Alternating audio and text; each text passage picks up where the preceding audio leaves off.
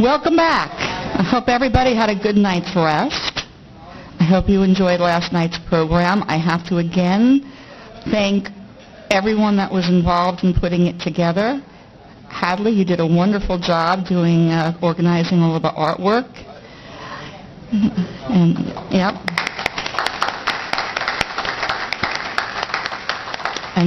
And thank you to all the artists that shared their work that was clearly from the heart. It was beautiful. Again, as we are on our second day of the session, I want to make sure that I acknowledge our sponsors that make this possible. We can't do it without them. So LSPT Global couldn't be here today, but again, there's materials in the exhibit room. Our bronze sponsor, and then our silver sponsor, Tobii Dynabox, and they were inside the other day, and they'll be back this afternoon. Our platinum sponsor, Theravance. We appreciate all of their support. And our super sponsor, Lundbeck, who's been a friend of the Coalition for many years. So again, we really, really appreciate the support. They make it possible.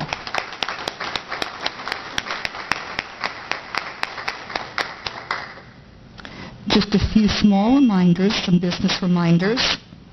The conference materials, remember, if you go to msacoalition.org, there's actually a pop-up that reminds people of the live feed, and there's a link that you can click, and it will take you to all the conference materials.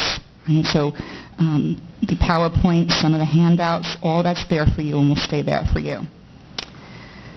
The support group information, remember there are printouts by region inside in the exhibit room, so you can connect with others in your area. You'll see where there are support groups. There's a list of attendees that are here that is organized by location, so again, you can connect with others, so you want to grab a copy of that. The exhibits today will coincide with lunch, so there's a slightly longer lunch, 11:15 to 12:45, so you have some time to relax a little bit, take a break, have some lunch. Please go make your way back inside, because we really appreciate these folks came out to support us, to be here and provide information. So please do take another walk through, connect with others, get any information that you need while you have the opportunity to do so. And I want to also point out that there's some really cool materials in there. Some materials came from some groups that couldn't be here, so you want to make sure that even though there may not be a person at a table, that you take a look at what's there. And the MSA Coalition had several really helpful booklets made up this year. And Carol, thank you for your help with getting them. They are free. Please take one if it's something that you think is going to help you and provide information that you need.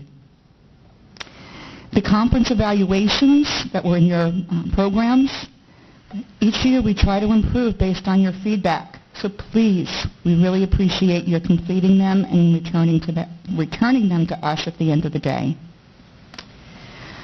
And I think that's all the business items. This morning we have 3 speakers from Vanderbilt, and when they are done is when we will have Q&A. So I'm going to ask that you hold your questions until the end of the 3 presentations, and then they will sit on a panel. We will have a couple of the MSA Coalition board members coming around to take your questions and make sure that we address as many of your needs as we can. I am going to turn the floor over to not our first speaker, but our conference host, Daniel Clausen, who is going to welcome you back and introduce his colleagues at Vanderbilt. But I do want to thank Daniel for all of his work. Daniel is Dr. Clausen is a neurologist at Vanderbilt, and I have to say, you can read his bio. I'm not going to read something that you can read, but he too has become a good friend of the Coalition. Last year, for those of you that are back, you know that he was in New Orleans participating and gave a great presentation, and we were delighted that he agreed to take a more significant role this year. So, Dr. Clausen, thank you.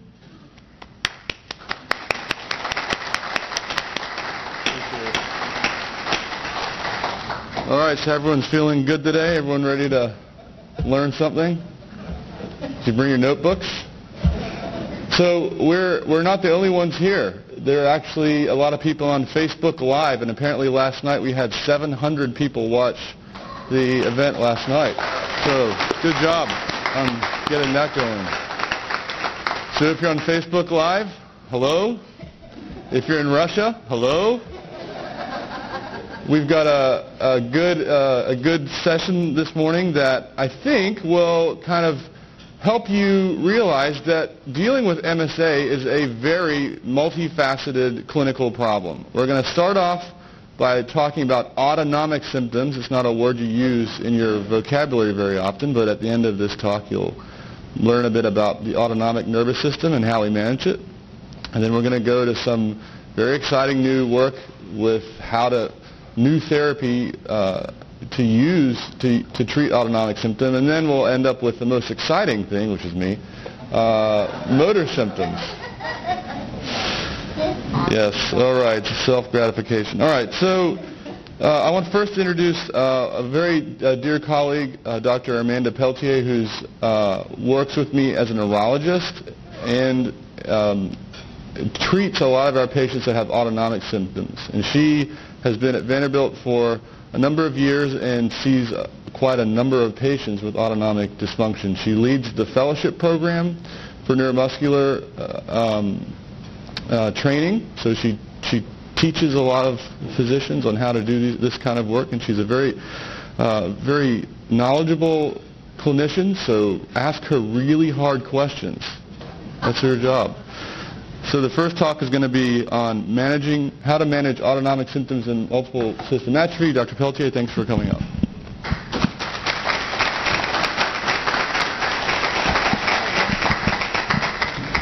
Can you hear me now? I feel like I'm in a Verizon commercial. So I was told I only had from here to there to wander because I tend to walk around. So anyway, hopefully I don't have any flashy slides or really cool pictures because I was really aiming for very practical stuff. So I tend to be very practical. My goal as a neurologist is so that you don't hit your head. Because one of the big problems in the autonomic system is that, when your blood pressure in your heart is not doing what it's supposed to keep you standing upright, then that's what happens. And we don't like to see that because we don't like those ER visits. So my disclosures, I'm funded by the NIH. So we're going to start talking about blood pressure. So, because that's one of the most practical things that a lot of patients with MSA have to deal with. And so everybody who doesn't have MSA, because I don't want anyone to faint, I want you to stand up as fast as you can and then sit right back down. Okay. This is exactly the things we tell people with MSA not to do, right? And why is that? So did you guys have to think about making sure that, that your blood pressure, that your vessels were squeezing your legs, that your heart, was pounding a little extra to keep your blood pressure up? No, that's why those things are called autonomic, because all those functions are things that you normally shouldn't have to think about. And one of the frustrating things in this disease is that you do have to think about it. You do have to think about it a lot. So one of the things that we ask our patients to do is to check their blood pressure. And at Vanderbilt, and the reason why I put the slide up is because when we ask people to check their blood pressure, we ask them to check it in a certain way because we get different pieces of information. One of the problems that we often see in our patients is that just because you have MSA and your blood pressure falls when you stand up doesn't mean that it can't still be high when you're lying down. And that can be really tricky to deal with and also can make things at night a lot worse. So getting your blood pressure lying down and then checking it after you stand up is really helpful to us and helpful to your doctors, because then we can gauge how well your medications are working. Do we need to give you medicines at night? Do we need to change something to keep you, from fainting during the day? So just making sure when you lay down, make sure that you're laying down for a couple of minutes. So if I lay down on the floor and then check my blood pressure right now, obviously it's not going to have enough time to kind of equilibrate. So if you can think about your blood pressure as kind of like your computer, and it takes a couple of minutes to boot up, so give it a couple of minutes before you check it and that will help you, keep a log. And then what I like people to do is draw a little stick figure, because when they just write down their blood pressure, they're like, well, were you lying, standing, sitting? What were you doing? That's really helpful to your doctors too, so they know what position you're in. And if you can't check your blood pressure standing up, so some people, their blood pressure falls so bad when they stand up that you really can't get a good blood pressure standing up, then sitting is fine. So, because again, we don't want you to fall and hit your head. So remember in MSA, and this will go back to kind of preface towards Dr. Chabaz's talk, in MSA the problems are up here. So in other disorders that we treat, and that's how I kind of got into MSA, is I started with the peripheral nerves and worked my way up, because people who have diabetes and other peripheral nerve disorders can have autonomic problems too, because your autonomic nervous system is in the base of your brain, and then all those neurons then synapse in your spinal cord and then go out to all those different organs, and all those nerves that go to those different organs can get affected in different diseases. And so in MSA, the problem is in the brain. So those nerves are sitting there, they're just not getting any information, and so they're not doing what they're supposed to be doing. So the first thing that we like to do is try to minimize the things that can make things worse. So the older I get, the more nihilistic I get, and the more I go back to the whole premise by Hippocrates, first do no harm. Because a lot of times there's a lot of medicines that people can be on that they don't realize could be affecting their blood pressure, and their doctors may not even realize. You see, your family doctor might not realize that muscle relaxant that some people take, or prostate medications for men, a lot of those can lower your blood pressure. And so sometimes you're always sitting there weighing the balance beam of, well, how badly do I need the benefits of this medicine versus the side effects?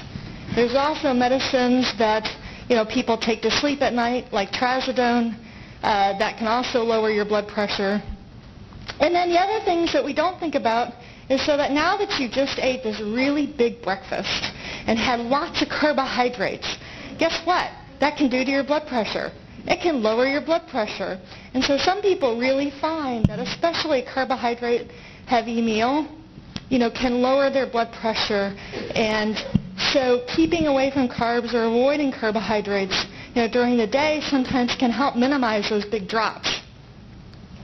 So now, on the other hand, if your blood pressure is really high after listening to all this and you're really stressed out, so there's this really cool place called the Pancake Pantry that's in off 21st Avenue. It's like lots of carbohydrates.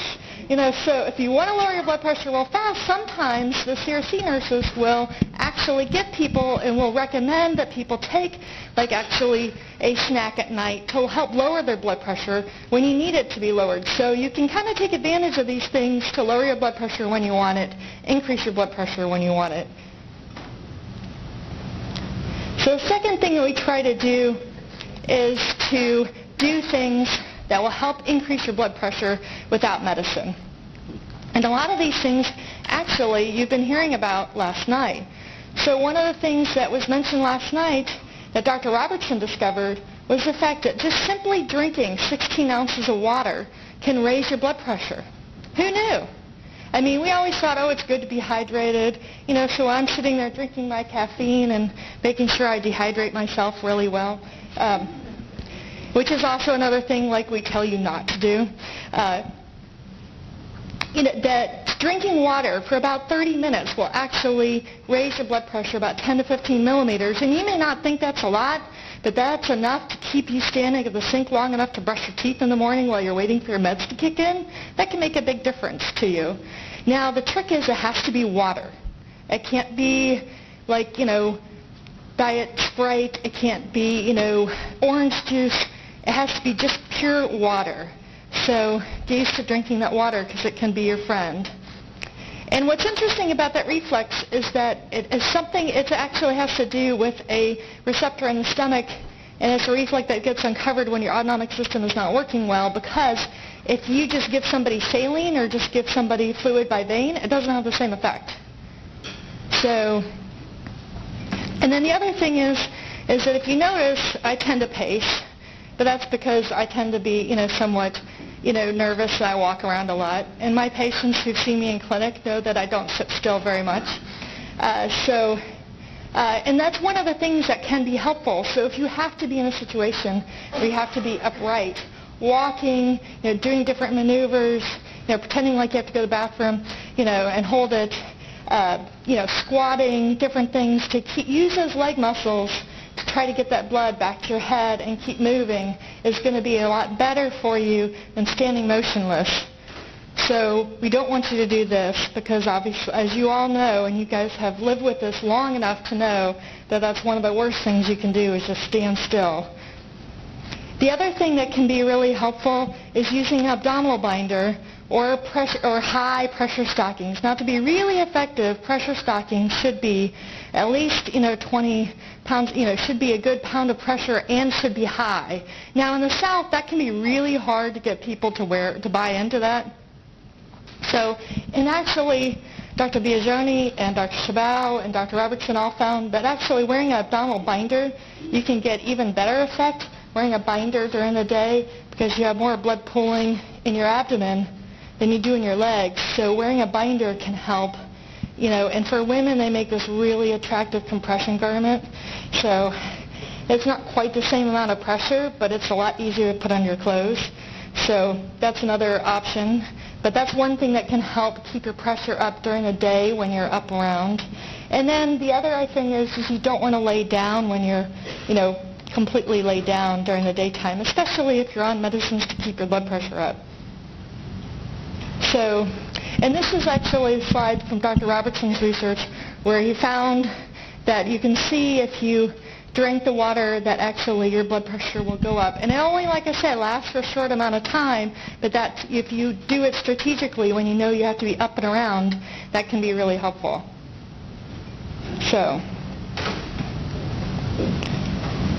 So the other thing that we try to do is try to improve your blood volume. So the more fluid in the tubes, if you think about your blood vessels, you think about a column, a cylinder, or like a glass, okay?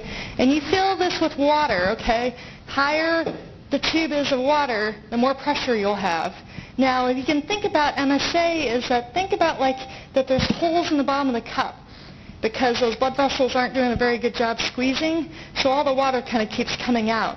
So you have to keep filling it with water. So some people use salt tablets, some people use fluorocortisone to help make sure that your kidneys retain more water. Make sure that you're not anemic, that's another issue. But those things, you have to be careful with those things, and of course we try to look at everything, because one of the issues is if you have heart problems, well, what does your doctor tell you to do if you have heart problems? Don't eat salt, don't drink a lot of water. So you have to obviously balance that with the other medical problems you have. Now, the other way that we raise the blood pressure is by squeezing the bottom of the tube, and helping those nerves, constrict. So one way we do that is by midodrine, and midodrine basically acts on those alpha-1 receptors to squeeze. It also acts on alpha-1 receptors in your hair follicles, which is why some people get that weird, like, tingly sensation in their scalp. Your hair really does not stand on end. And then the other medicine that was recently approved is droxidopa, which you heard a little bit last night that Dr. Robertson and his team was very influential in getting that approved. And what that medicine does obviously gets converted to norepinephrine. So more of the chemical messenger that those sympathetic nerves tell your blood pressure to keep your blood pressure up is in your system. So that also helps quite a bit.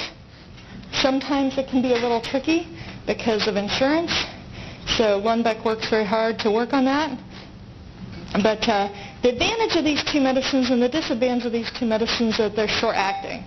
So the good thing about that is if your blood pressure gets really high at night, then you just take them earlier in the day, let them run out of your system, so that way by nighttime your blood pressure is not so high.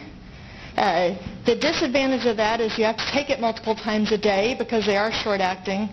And so that's one of the downsides. So, and we always tell people, if you're taking it during the day, don't go back and lay down flat, especially if the blood pressure does get really high when you're lying flat. So we want you up and around. So the doses vary. The other medicine that we use, which is kind of pseudo-effective, is protostigmine, which is an old medicine that we use in myasthenia gravis, but also helps that connection between the nerves to work better, and that also can be helpful and give people a little boost. The other thing with protostigmine is that it makes your gut, activates your gut too, so anybody who has problems with constipation, that can help fix that problem too. So sometimes having a 2-for-1 we really like. So these are the medicines that we often use to increase your blood pressure. The other things that we use, especially at night, raise the head of your bed up. You know, like we talked about, eating a snack before bedtime.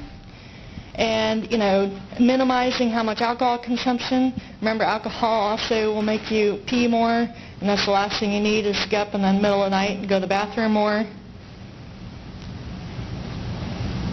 And then the other things, obviously, is, you know, avoid, you know, taking those medicines to increase your blood pressure right before bedtime. You know, and avoid drinking too much water right at bedtime. So if you think about, you know, like, what you do for your kids, if your kids ever wet the bed, you know, and all the things, you know, kind of a similar theory. Because one of the problems that we run into is that if your blood pressure goes high at night, your kidneys all of a sudden, when you're lying flatter, see all this blood volume. We're like, yay, let's make some urine. Guess what? And now you're not taking any medicine because all those medicines you took to increase your blood pressure are worn off. And then you get up to go to the bathroom in the middle of the night. So what's going to happen? Boom. So, you know, doing things like having a bedside commode so you don't have to go as far, and trying to use some of these measures by keeping the head of your bed up and keeping your blood pressure from getting up too high at night can help you not to have to get up to go to the bathroom so often, and that could increase the chances for you to faint when you stand up. So this is one of my patients. So classic MSA, right? His voice changed over time. He got harder to understand.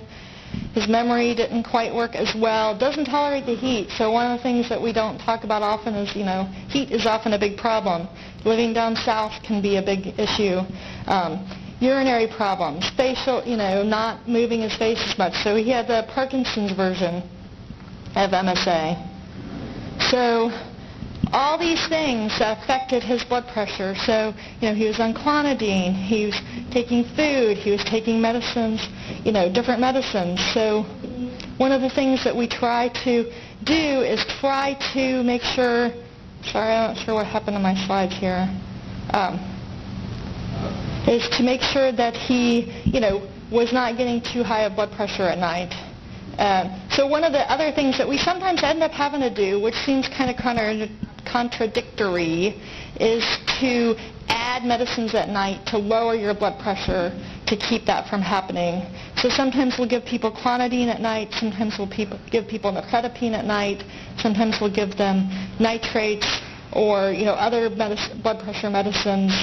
So, and that's something best talked about with your doctor. And the key is, again, to use something that will then wear off by the next morning, so that way when you're up and around the next morning, your blood pressure is not too low. So gut problems and stomach problems in MSA can be a big problem. More people tend to be constipated than on the other end as far as diarrhea, although that can still sometimes happen. Sometimes if you have a hard time regulating the medicines, you kind of switch back and forth, and sometimes that can be a problem. You know, the key is that you don't want to just take something to soften your stools. You want something to actually stimulate your bowels, so that to try to get you moving at least, if not every day, at least every other day. So, you know, using medicines, magnesium can really stimulate your bowels, which is why if you notice a lot of medicines like magnesium, milk of magnesia, Phillips, etc., have magnesium in it. Again, it's trying to find that right balance that works for you. Some people can just, you know, eat lots of prunes and use lots of high-fiber diet to help keeping their bowels moving regularly.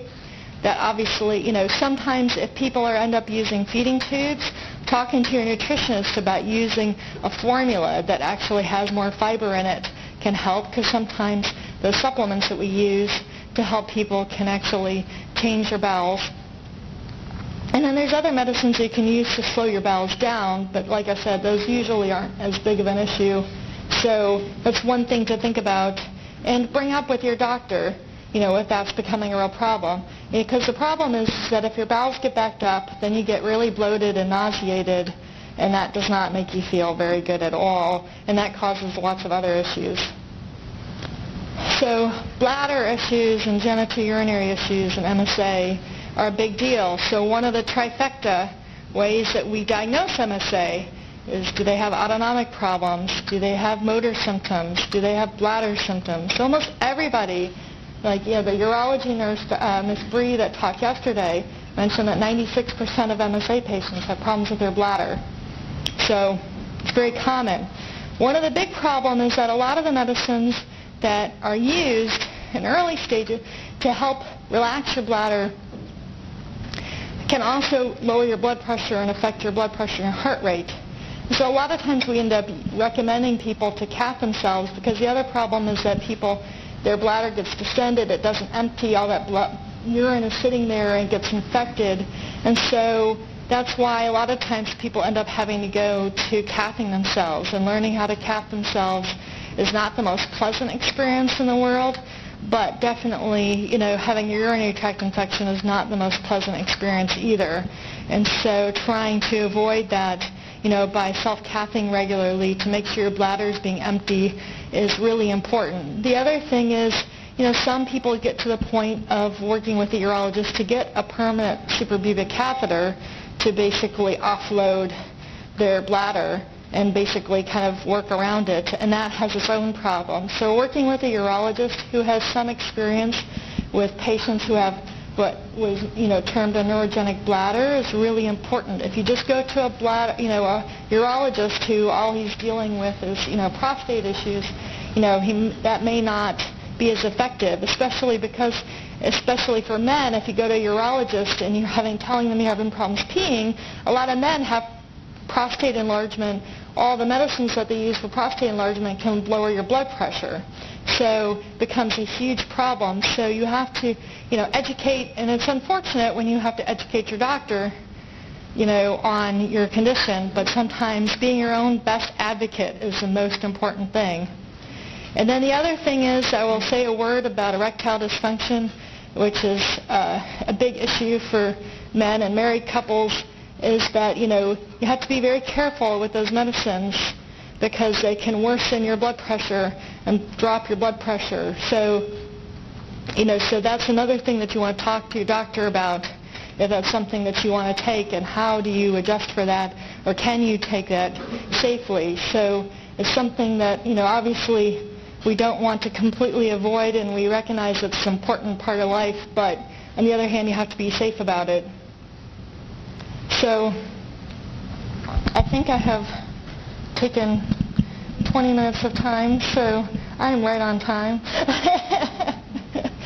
But like I said, we try to do a stepwise approach. We try not to have you guys, take things and then, and so looking at your medication list and seeing what can you peel off, what do you still need, do you really still need that blood pressure medicine during the day as much anymore?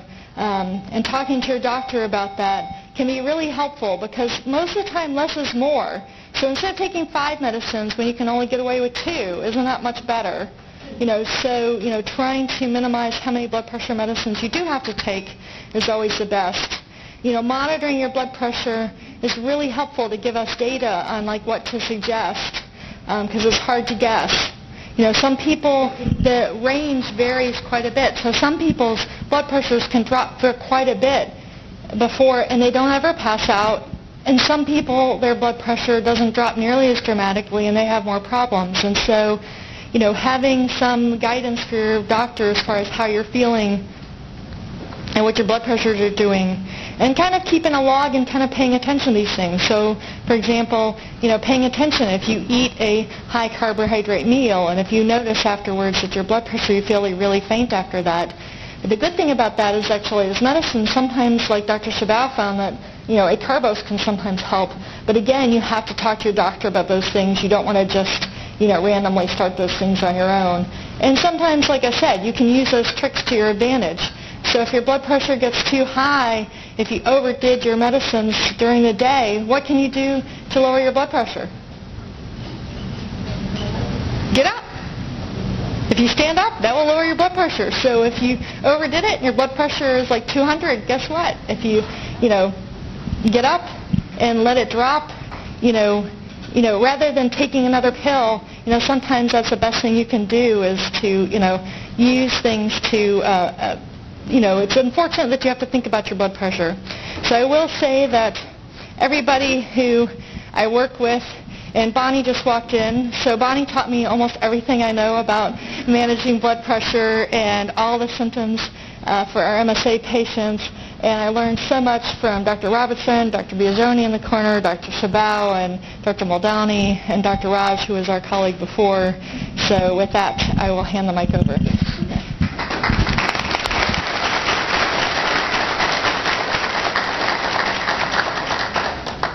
All right, thank you very much, Amanda. So write your questions down so you don't forget them.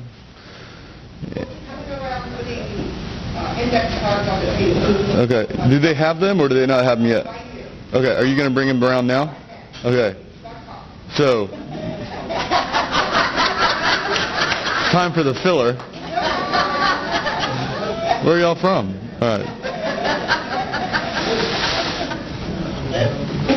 Maybe I could talk to the folks back in Russia. Okay, so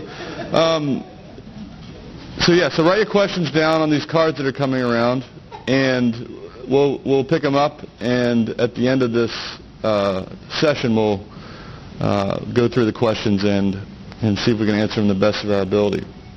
Okay, so now it's my pleasure to introduce Dr. Cynthia Sabao, who is another one of our colleagues at Vanderbilt, and